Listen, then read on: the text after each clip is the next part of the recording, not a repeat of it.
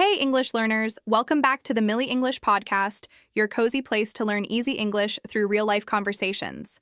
I'm Millie, and I'm really happy you're here with me today. Maybe you're walking, cooking, commuting, or just taking a break from your day. Wherever you are, I'm glad you pressed play. This episode is around B1 to B2 level, so the English is natural and conversational. Something you can really use in daily life. You don't need to understand every single word to learn something. Just grab the parts you understand, borrow the sentences you like, and let the rest pass by. No pressure, no stress. At the end, we'll do a calm little word tour. We'll pick some useful phrases from the episode, explain them, and help them stay in your mind. If you enjoy learning English like this, you can like this episode and subscribe to the Millie English Podcast. It really helps more learners find us. And I'd love to hear from you. After you listen, write one sentence in the comments. Tell me, which conversation scenario makes you most nervous? Okay, so today we're talking about something really practical. 10 real-life conversation scenarios that every English learner needs to master.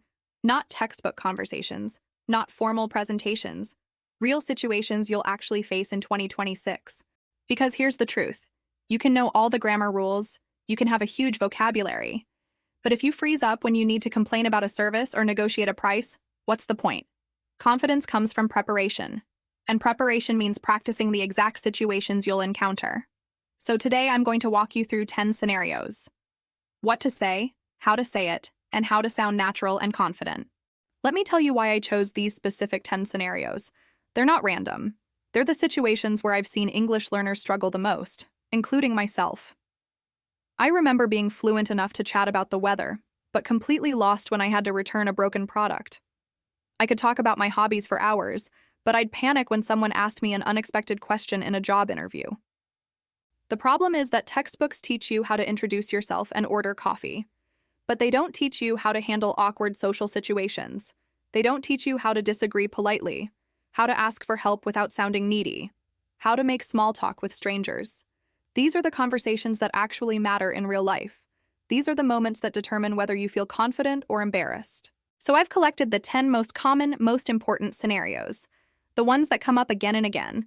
If you can handle these 10, you can handle almost anything.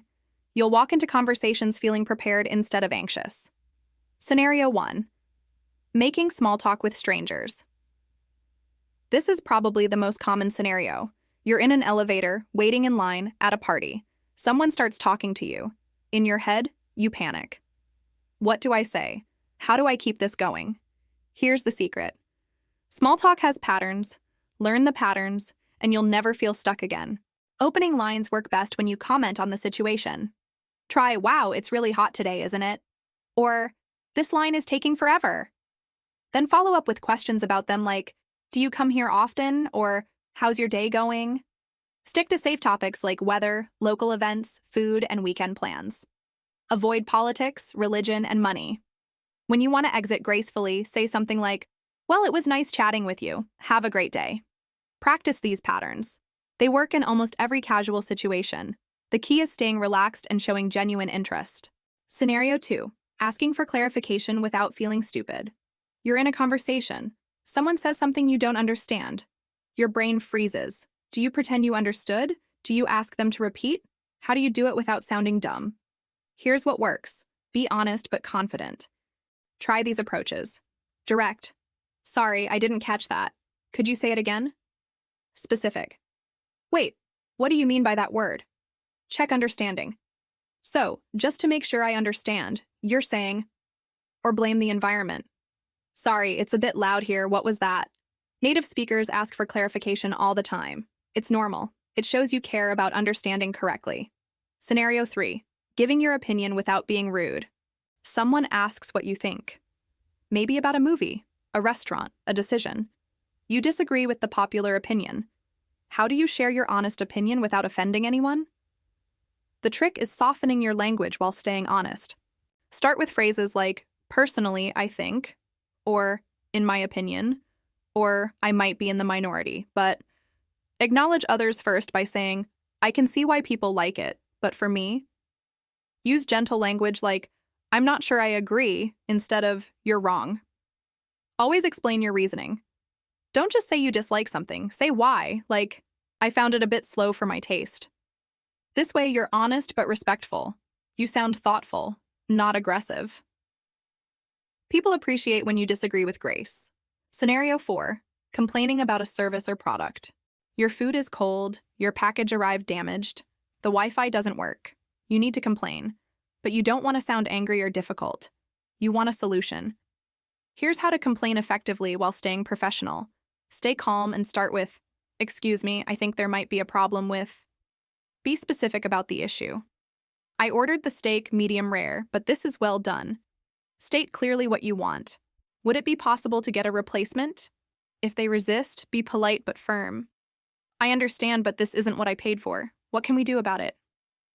Complaining doesn't mean being rude. It means clearly stating the problem and asking for a reasonable solution. Most businesses want to help if you approach them respectfully. Scenario 5. Declining invitations. Politely. Someone invites you to something. A party, a meeting, a project. You don't want to go, but you don't want to hurt their feelings. Here's the graceful way to decline without burning bridges. Thank them first. "That's so kind of you to invite me." Give a brief reason. "Unfortunately, I already have plans," or "I'm not feeling great." Don't over-explain. Keep it short. Too many details sound like excuses. You can offer an alternative if appropriate. "But maybe we can catch up next week." End warmly. "Thanks again for thinking of me. Hope you have a great time." You don't owe anyone a detailed explanation. A simple, kind decline is enough. People respect honesty delivered with kindness. Scenario 6. Negotiating price or terms. You're buying something, or discussing a job offer. You want a better price or better conditions. This makes many learners uncomfortable, but negotiation is normal in many cultures and absolutely a skill worth developing. Do your research first. Know the average price. Know what's reasonable. Then ask confidently, "Is there any flexibility on the price?" Or, "Would you consider this lower amount?" Explain your position calmly. "I've seen similar items for less." Or, "This is slightly outside my budget." Be willing to walk away if needed. "I'll need to think about it." This shows you're serious. Always be respectful throughout. "I appreciate your time. Let me know if there's any room to work something out." Negotiation isn't aggressive. It's a conversation about finding a fair solution for both parties. Scenario 7. Handling awkward silences. You're talking to someone. Suddenly, silence. Nobody knows what to say. The awkwardness grows. Don't panic. Silences happen to everyone. Here's how to handle them gracefully and naturally. Ask an open question like, "So, what have you been up to lately?" Circle back to earlier topics. "You mentioned you like hiking. Where do you usually go?" Share something about yourself. "I just started watching this new show." Comment on the environment. "I love the music they're playing here." Or embrace it with humor. Nice pause. Sometimes silence is good, right? This actually breaks the tension. The key is staying relaxed. Awkward silences are only awkward if you make them awkward. Sometimes people just need a moment to think. Scenario 8. Apologizing genuinely. You made a mistake. You were late, forgot something, said the wrong thing. You need to apologize. A good apology fixes things. A bad one makes it worse. Here's how to apologize in a way that rebuilds trust. Acknowledge specifically what you did. "I'm sorry I was late to the meeting, not just sorry." Take responsibility. "That was my fault. I should have planned better." Don't make excessive excuses. A brief explanation is okay, but don't blame everything else. Offer a solution. "Let me make it up to you." "How about I buy lunch?" Show you learned. "I'll set an alarm next time so this doesn't happen again." Genuine apologies rebuild trust. They show you care about the other person's feelings and you're committed to doing better. Scenario 9. Asking for help without seeming helpless. You're stuck. You need assistance. But you don't want to seem incompetent or needy. The secret is framing your request as collaboration, not desperation. Be specific about what you need. "Could you help me understand this part?" Not just, "I don't get it." Show what you've tried. "I looked at the instructions, but I'm stuck on step 3. Frame it positively. "I'd really appreciate your input on this." Acknowledge their expertise. You're good at this. Do you have a minute to help? Thank them genuinely. Thanks so much. That really helped me understand. Asking for help shows intelligence, not weakness. It means you know when to seek expertise. Smart people ask for help. Scenario 10. Ending conversations. Gracefully, you're talking to someone. The conversation is dragging. You need to leave, but you don't want to be rude. Here's how to exit smoothly without hurting anyone's feelings. Signal your intention first. Well, I should probably let you go, or I don't want to take up more of your time. Give a brief reason if needed. I have to get back to work. Or, I'm meeting someone in a few minutes. Express appreciation. It was really nice talking to you. Add future reference only if sincere. Let's catch up again soon. Use physical cues like gathering your things or turning your body slightly away. Ending conversations is an art. Done right, both people feel good about it. Nobody feels abandoned or awkward. How to practice these scenarios. Okay, so now you know the 10 scenarios, but knowing isn't enough. You need to practice. Here are 5 effective methods to make these scenarios automatic. Talk to yourself, seriously. Stand in front of a mirror and practice these conversations out loud. It feels weird at first, but it works. Your mouth gets used to forming the words. Use AI conversation apps like ChatGPT or language learning apps to practice scenarios safely. You can make mistakes without embarrassment. Find a language partner and practice these scenarios together, taking turns in different roles. Record yourself using your phone. Go through a scenario, then listen back. What sounds awkward? What sounds good? Finally, test in real-world situations. Start with low-stakes scenarios like practicing small talk with a cashier or complaining about something minor. Build confidence gradually. Each successful conversation makes the next one easier. Let me tell you what happened after I started deliberately practicing these scenarios. First, my conversation anxiety dropped dramatically. I stopped dreading social situations. I knew I had phrases ready. I had practiced. I wasn't going in unprepared.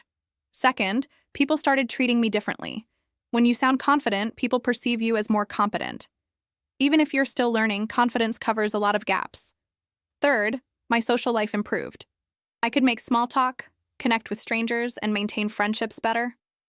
I wasn't the quiet person in the corner anymore. Fourth, professional opportunities opened up. I could negotiate, handle client calls, and speak up in meetings. These scenarios aren't just for social life, they're for career advancement too. And fifth, I stopped avoiding English conversations. Before, I'd dread situations where I'd have to speak. Now, I look forward to them, because I know I can handle it.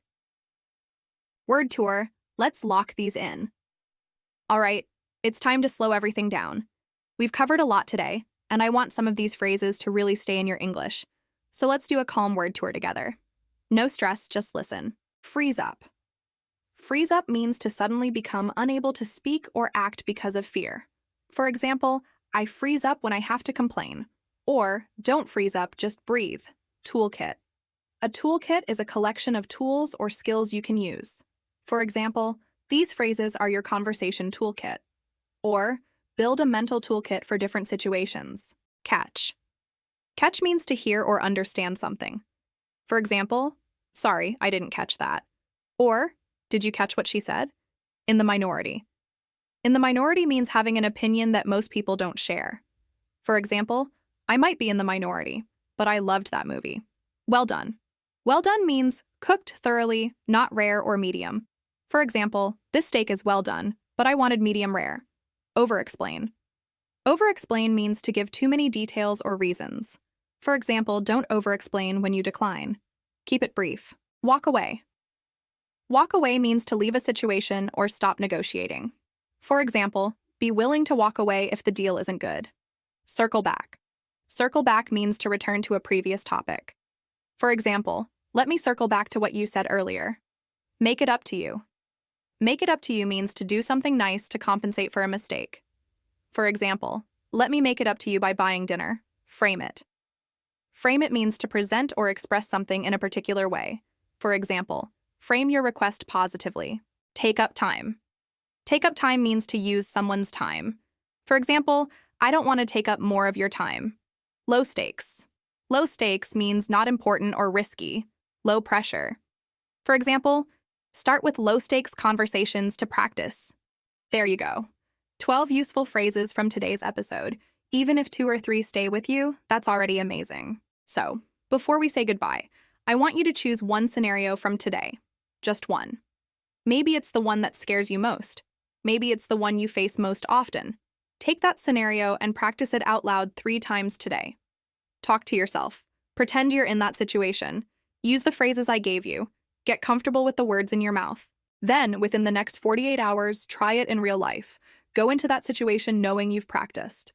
And then come back here and write 1 sentence in the comments. Tell me, which scenario did you practice? How did it go? I want to celebrate your bravery, because trying is winning. If this episode gave you practical tools for real conversations, please like this video and subscribe to the Millie English Podcast. Thank you for spending this time with me today. Thank you for being committed to real practical English. Confidence isn't magic. It's preparation. And you just got 10 scenarios worth of preparation. I'm Millie, and you've been listening to the Millie English Podcast.